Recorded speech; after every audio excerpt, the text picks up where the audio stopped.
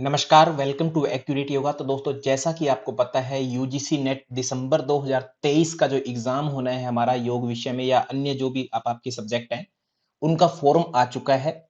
तो फॉर्म भरने की डेट जो है 30 सितंबर से फॉर्म फिल करने स्टार्ट हुए हैं और लास्ट 28 अक्टूबर 2023 तक लास्ट डेट है। बट आप लोग लास्ट डेट का वेट बिल्कुल मत करिएगा, जितनी जल्दी हो सके अपना फॉर्म फिल कर दीजिएगा। हो सकता है शुरू के 1-2 दिन सर्वर डाउन रहे, कुछ ना कुछ इश्यू आ सकता है। तो आप 5 से 10 अक्टूबर के बीच में जो है बीच का जो डेट होती है वहां पर रिलैक्स रहता है सर्वर। तो वहां पर आप 10 अक्टूबर तक मैक्सिमम अपना फॉर्म जरूर भर लें, उसके बाद में लास्ट डेट का वेट बिल्कुल ना करें। तो खैर हम फॉर्म भरते हैं। तो फॉर्म भरने के लिए सबसे पहले आपको जो है ugcnet.nta.ac.in इस वेबसाइट पर जाना है। इसका लिंक मैंने आपको जो YouTube वीडियो का डिस्क्रिप्शन है, इस वीडियो के डिस्क्रिप्शन में आपको मिल जाएगा, वहां पर जाके चेक कर सकते हैं। तो यहां पर जैसे वेबसाइट खोलोगे तो आपको ये सामने दिखा होगा पब्लिक नोटिस। मोबाइल में अगर ओपन करेंगे तो मोबाइल में थोड़ा सा अलग लुक आएगा। तो पब्लिक नोटिस आएगा, इसके साथ में न्यूज एंड इवेंट्स है जो खाली है, यहाँ पर कोई सेक्शन नहीं दे रखा। यहाँ कैंडिडेट एक्टिविटीज है, आपको फॉर्म फिल करने के लिए डायरेक्ट यहीं पर जाना है कैंडिडेट एक्टिविटीज में, या फिर यहाँ या ऊपर देखो लेटेस्ट न्यूज लिखी हुई है UGC net December 2023 registration open click here. तो यहीं पर जो है आप दोनों एक साइड में कहीं पर भी क्लिक कर लीजिए, आपको जो है अपने आप नेट जेआरएफ का जो फॉर्म फिल करना है वहां पर आपको ट्रांसफर कर दिया जाएगा। तो जैसे ही क्लिक करेंगे आपके सामने इस तरीके की विंडो शो होगी, ऐसा कुछ पेज शो होगा। तो यहां पर जो है आपको, अगर आपने पहले से आधा अधूरा फॉर्म फिल कर लिया है तो आप अपना एप्लीकेशन नंबर और पासवर्ड दे करके यहाँ पर फिल करके लॉगिन करके और उस कंप्लीट कर सकते हैं फॉर्म को। अगर आप नए कैंडिडेट है, सबसे पहली बार आप फॉर्म फिल करना शुरू कर रहे हैं, मतलब 2023 का फॉर्म सबसे पहले स्टार्टिंग से कर रहे हैं, तो सबसे पहले न्यू कैंडिडेट रजिस्टर हेयर यहां पर जाना है आपको। जैसे ही आप जाओगे तो यहां पर कुछ आपको इन्फॉर्मेशन दी हुई मिलेगी। ये जो इन्फॉर्मेशन है इसको आप डाउनलोड करना चाहें तो डाउनलोड कर सकते हैं, डाउनलोड इन्फॉर्मेशन बुलेटिन, जिसमें आपको ए टू जेड इन्फॉर्मेशन मिल जाएगी सारी की सारी, कि आपको फॉर्म में क्या क्या कब कब क्या क्या चीजें भरनी है, फीस स्ट्रक्चर वगैरह के बारे में। कोई ज्यादा जरूरी नहीं है, इसको ऑलरेडी मैंने वीडियो में डिस्कस कर दिया है कि आपको कितनी फीस लगेगी, क्या चीज है। बाकी फॉर्म जैसे जैसे फिल करेंगे आपको पता लग जाएगा। तो यहां पर आप क्लिक करेंगे सबसे नीचे, I have downloaded the information bulletin XYZ और क्लिक हेयर टू प्रोसीड। जैसे क्लिक करेंगे आपके सामने ये वेबसाइट ओपन होगी, तो इसमें जल्दी से अपनी डिटेल्स फिल कर देंगे। तो जैसे ही आपके सामने ये पेज ओपन होगा, उस पेज में आपको सारी डिटेल डाल देनी है। हमने ऑलरेडी इस फॉर्म में अपनी सारी डिटेल डाल दी है, हालांकि ये हमारी ओरिजिनल डिटेल नहीं है, बट फॉर्म कैसे फिल करना है उसको बताना था। तो इसके लिए आपको सारी चीजें इस तरीके से डाल लेनी है, सारा phone number, mobile number, email address आपको कंफर्म कर लेना है। आइडेंटिटी टाइप की बात की जाएगी तो आपके पास में आइडेंटिटी इनमें से कोई भी है, driving licence, PAN card, passport, ration card, voter ID, सारी चीजें आप इनमें से कुछ भी फिल कर सकते हैं। और आधार कार्ड अगर देना चाहते हैं तो आप अदर गवर्नमेंट आईडी प्रूफ पर क्लिक करके अपना नीचे आधार नंबर दे सकते हैं। तो नीचे जो है अगर आके चेक करें तो एड्रेस आपको डालना है, तो एड्रेस आपका जो भी होगा वो आप डाल देंगे, सेम एज परमानेंट कर देंगे, तो आपका जो है ऊपर वाला address as it is copy हो जाएगा इसमें नीचे। फिर पासवर्ड की बात आए तो पासवर्ड जब आपको चूज करना है तो जैसे पासवर्ड में क्या होना चाहिए, एक कोई अल्फाबेट होना चाहिए, बड़ा होना चाहिए, कोई छोटा लेटर होना चाहिए, कोई मैथमेटिक्स भी होना चाहिए, और कोई जो है करेक्टर भी अलग से होना चाहिए। तो यहां पर आई पर क्लिक करके आप जो है देख सकते हैं ये सारी सारी चीजें इन्होंने बता रखे, सिंबल आदि भी होना चाहिए। तो जैसे किसी का नाम एक्यूरेट योगा है तो आप क्या रख सकते हैं अपना पासवर्ड, एक्यूरेट, ए का ए कैपिटल कर लीजिएगा, एक्यूरेट में ए कैपिटल, एक्यूरेट योगा @123, इस तरीके का पासवर्ड बना सकते हैं। सिंपल रहेगा, आपका नाम ले लेंगे, नाम का पहला लेटर बड़ा कर लीजिए, बाकी लास्ट में @123 कर लीजिएगा। तो इजी रहेगा, पासवर्ड याद भी रहता है हमेशा और कभी भूलते भी नहीं है। अदरवाइज कभी उल्टा सीधा पासवर्ड बनाएंगे तो गड़बड़ हो जाएगा। तो आगे what is your mother name वगैरह जो भी आपसे पूछे, तो आपका जो भी नाम होगा, मदर नेम आपको एक्चुअल डालना है या फेक डालना है, आप कोडिंग की लैंग्वेज में आप डाल सकते हो, सिक्योरिटी क्वेश्चन का उत्तर दे सकते हो। फिर आपको नीचे आकर के यहां पर जो है सिक्योरिटी पिन जो भी होगा, ये सही दिख रहा है तो ठीक है, ना दिखे तो इसको आप रिफ्रेश कर लेंगे यहाँ से। तो रिफ्रेश करते ही आपको अलग नंबर दिख जाएगा, इसको पुट करेंगे, सबमिट करेंगे और नेक्स्ट पेज पर चले जाएंगे आप। तो यहां पर जैसे सिक्योरिटी पिन आप डालेंगे तो सबमिट पर क्लिक करेंगे तो आपके सामने नेक्स्ट पेज ओपन हो जाएगा और आपकी सारी डिटेल जो है ये पूछेगा एक बार में कि ये डिटेल आपकी एक्यूरेट है या नहीं है। इन डिटेल्स को आपको अच्छे से चेक कर लेना है, अगर सही है एक एक को चेक कर लेंगे, अगर सही है तो ओके है, अदरवाइज इनमें फिर से बैक जाकर के एडिट कर सकते हैं, एडिट ऑप्शन दिया रहेगा आपको, तो उस पर जाकर के एडिट कर सकते हैं। अगर सही है तो आप नीचे जाकर के अपना नाम, फादर नेम, मदर नेम आदि इन सबको है जो आप जल्दी से क्लिक कर देंगे। सारी चीजों को, ईमेल आईडी, जेंडर आदि सब चीजों को क्लिक करने के बाद में जो है अपना एग्री बटन कर देंगे। एडिट करना तो एडिट कर लेंगे, नहीं तो आगे सबमिट एंड सेंड ओटीपी इस ऑप्शन पर क्लिक करेंगे ताकि ओटीपी जनरेट हो जाए। आप तो जैसे ही कहेंगे कि do you wish to submit registration OTP वगैरह वगैरह, तो इस प्रकार से आपको जो है thank you for registration please check your email for OTP, email ID पर आपको ओटीपी आएगा। तो जो भी ओटीपी आएगा ईमेल आईडी पर आएगा ओटीपी। सबसे पहले ईमेल वाला ओटीपी जो आप वेरीफाई कर लेंगे। अगर आपका ओटीपी ना रिसीव हो तो रीसेंड पर क्लिक कर सकते हैं। जैसे ही ओटीपी आपका सबमिट हो जाएगा तो आपका जो है एप्लीकेशन नंबर जनरेट हो जाएगा यहाँ पर। तो यहाँ पर जो आपके सामने जो एप्लीकेशन नंबर आपके ईमेल पर या आपके मोबाइल नंबर पर आया होगा तो उसको यहाँ डाल देंगे। उस मैसेज को संभाल करके रखेंगे क्योंकि वो आपका एप्लीकेशन नंबर है, वो आपको फ्यूचर में भी काम आएगा। उसको यहाँ डाल देंगे और पासवर्ड जो भी होगा वो डाल देंगे। नीचे पिन जो है, ये जो सिक्योरिटी पिन है, ये अगर दिख रहा है अच्छे से तो ये डाल देंगे, अदरवाइज इसको रिफ्रेश करके नया नंबर जनरेट कर लेंगे और फिर लॉगिन पर क्लिक कर देंगे। जैसे ही लॉगिन पर क्लिक करेंगे आपको जो है आपका अंदर का पेज जो है शो हो जाएगा। साइन इन करने के बाद में जो डिटेल आपने फिल की थी वो शो हो जाएंगी। तो जैसे ही आप यहाँ पर फिल करेंगे, साइन इन करेंगे, तो आपके सामने ऐसी विंडो शो होगी जिसमें ऑलरेडी जो डिटेल आपने फिल की थी वो शो हो जाएंगी। कुछ कुछ आपको फिल करनी होगी। यहाँ पर आपसे आईडी प्रूफ आदि मांगना है तो आधार कार्ड के रूप में आप दे सकते हैं। और कैटेगरी की बात करें तो जनरल कैटेगरी अगर है तो उसमें आपको अलग से सर्टिफिकेट नहीं अपलोड करना है बाद में। अगर आपकी category SC ST, general EWC या फिर OBC NCL के अंतर्गत है सेंट्रल लिस्ट के अकॉर्डिंग, तो वो वाला फॉर्म आपको सर्टिफिकेट जो है लास्ट में अपलोड करना होगा जब डॉक्यूमेंट अपलोड किए जाएंगे लास्ट में तब। तो वहां पर आपकी जो भी कैटेगरी है वो आप डाल देंगे। इसके बाद में यदि PWD कैटेगरी मान कि शरीर में कोई दिक्कत है, इस तरीके से आते हैं किसी कैटेगरी में, तो आप यस कर देंगे, अदरवाइज नॉर्मल है तो कोई दिक्कत नहीं है, नो कर देंगे।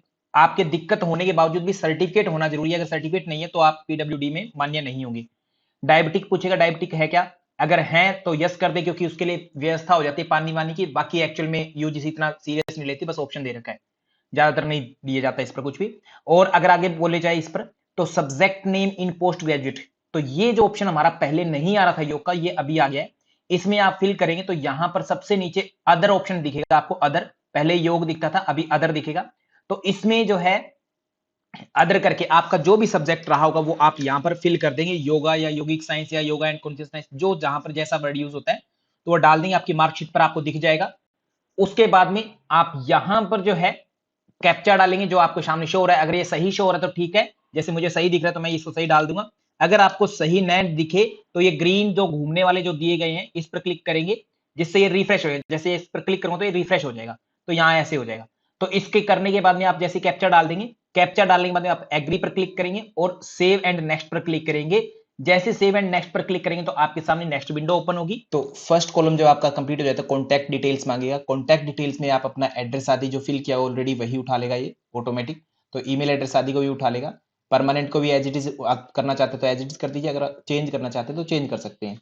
तो यहाँ पर जो है अपना फिर से आप जो पिन आएंगे बार बार आपके सामने वो फिल करते जाना और आगे बढ़ते जाना है। तो आपके पास आधार है, पूछा जाएगा आधार नंबर है तो यस कर देंगे। आगे जो है यस करने के बाद नीचे 3 ऑप्शन आएंगे कि मैं अपना आधार कार्ड साझा करना चाहता हूँ, आधार कार्ड में डिटेल सेम नहीं है वगैरह वगैरह। तो इनमें से अगर आपका आधार कार्ड और आपका नेम मैच नहीं करता है, कभी कभी कई आधार कार्ड में कई बार फुल नेम आ जाता है और डॉक्यूमेंट्स में आपको फुल नेम नहीं है, तो उस केस में आप जो है ये कर सकते हैं कि मेरा आधार कार्ड जो है एप्लीकेशन फॉर्म के साथ में मैच नहीं कर रहा है, या मैं आधार कार्ड साझा नहीं करना चाहता, जो आपका मन करे, या जो है मैं स्वेच्छा से अपना आधार कार्ड नंबर साझा करने के लिए सहमत हूँ। इस प्रकार से ऑप्शन आप क्लिक करके आगे जाएंगे तो अपना आधार नंबर फिल करेंगे तो ये ऑटोमेटिकली जो है आपका कोड में आ जाएगा। फिर जो है पिन आप जनरेट करेंगे, पिन डालेंगे इसमें और एग्री पर क्लिक करेंगे तो आपके सामने नेक्स्ट विंडो शो हो जाएगी। इसके बाद में आपके सामने जो है अप्लाई फॉर, आप अप्लाई किसके लिए करना चाहते हैं तो JRF ऑब्वियस बात है, अगर आप JRF के लिए एलिजिबल हैं तो JRF के लिए एप्लीकेबल फॉर्म पर क्लिक करेंगे। उसके बाद में अपना ऑप्शन जो भी आपका होगा, जैसे योग आदि कोई सब्जेक्ट है तो वो हमारा जैसे योग है तो योग यहाँ पर ध्यान रखना है। बहुत सारे बच्चे जो है सांख्य योग भर देते होते हैं, इसमें सांख्य योग का भी ऑप्शन रहता है तो वो कोई भी फिल नहीं करेगा। हमारा योग है तो आपका कोड 100 है तो योग ही फिल करना है। ये अगर गलत कर दिया तो ये समझ लो कि आपका एग्जाम योग का होगा ही नहीं, फिर किसी और सब्जेक्ट का होगा। अगर यहाँ गलती कर दी तो यहाँ किसी भी तरीके से गलती नहीं करनी है, ये अच्छे से ध्यान रखें भरते टाइम। अगर आप अपना फॉर्म फिल कर चुके तो भी देख लेंगे सब्जेक्ट ऑप्टेड नेट, यहां पर आपने योग 100 यही होना चाहिए और कुछ नहीं होना चाहिए। इसके बाद में क्वेश्चन पेपर मीडियम आपका कौन सा रखना है, आप हिंदी में रखना चाहते हैं इंग्लिश में तो हिंदी ऑब्वियस होता है, प्रेफर करेंगे तो हिंदी आएगी, और इंग्लिश में आप जो है ऑप्शन रहता है आप चेंज कर सकते हैं उसको।